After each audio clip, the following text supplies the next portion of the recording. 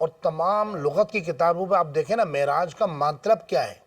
یعنی معراج کا مطلب فیروز اللغات کے اندر بھی لکھا ہے کہ معراج کا مطلب ہے کہ جہاں عروج، وہ مقام، وہ مرتبہ بالا، وہ عروج بالا کہ جہاں عروج کی انتہا ہو جائے. سبحان اللہ. یعنی جہاں انسانی عقل کہے کہ بس اس سے زیادہ بلندی نہیں ہو سکتی، واہ بس وہیں سے معراج شروع ہوتی ہے. کیا بات ہے بھائی، ماشاء اللہ. عقل انسانی نے کہا کیسے مان لیں کہ ایک انسان عالم انسانیت سے اٹھ کر اور جو ہے لا مقام جا پہنچے جہاں جبریل کی رسائی نہ ہو.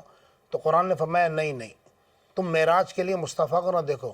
سبحان الذی اسریٰ بعبدہ، واہ کیا بات ہے. فرمایا پاک ہے وہ ذات جس نے ناممکن کو ممکن بنا دی. واہ واہ واہ سبحان اللہ. یعنی عقل انسانی تو کہے کہ ناممکن ہے. لا مکان، ناظرین کو میں بتاؤں حضور لا مکان گئے. یہ لا مکان کسی مکان کا نام نہیں ہے. لا مکان جو ہے یعنی وہ اسپیس نہیں ہے، وہاں پر کچھ بھی نہیں ہے.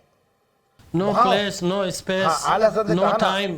بالکل اعلیٰ حضرت نے کہا نا وہی لا مکان کے مکی ہوئے، سر عرش تخت نشی ہوئے. وہ نبی ہیں جن کے ہی یہ مکان، وہ خدا ہے جس کا مکان نہیں. پہلی بات.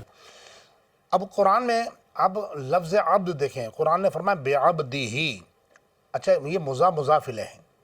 اچھا اس کی اضافت، عبد کی اضافت جو ہے وہ ہی ضمیر کی طرف ہے.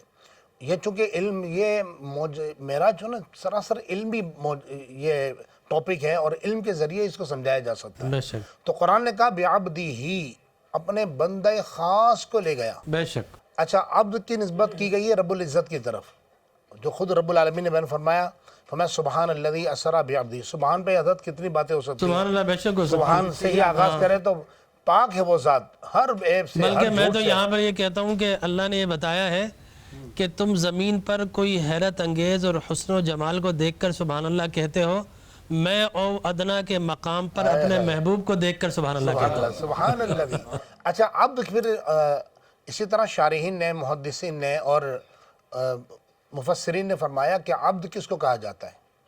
یا پاک ہے وہ ذات جو اپنے بندے کو لے گیا. بندہ کس کو کہا جاتا ہے؟ کہا بندہ روح اور جسم کا مجسمے کو بندہ کہا جاتا ہے. بے شک. کیونکہ نہ صرف روح کو بندہ کہا جائے گا، نہ صرف جسم کو، بلکہ بندہ یعنی حضور روح اور جسم کے ساتھ تشریف لے گئے. پہلی بات.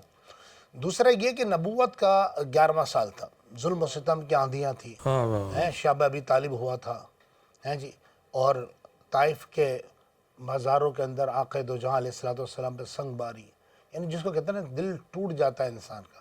آقا دو جہاں اس زمانے سے گزر کے آئے تھے.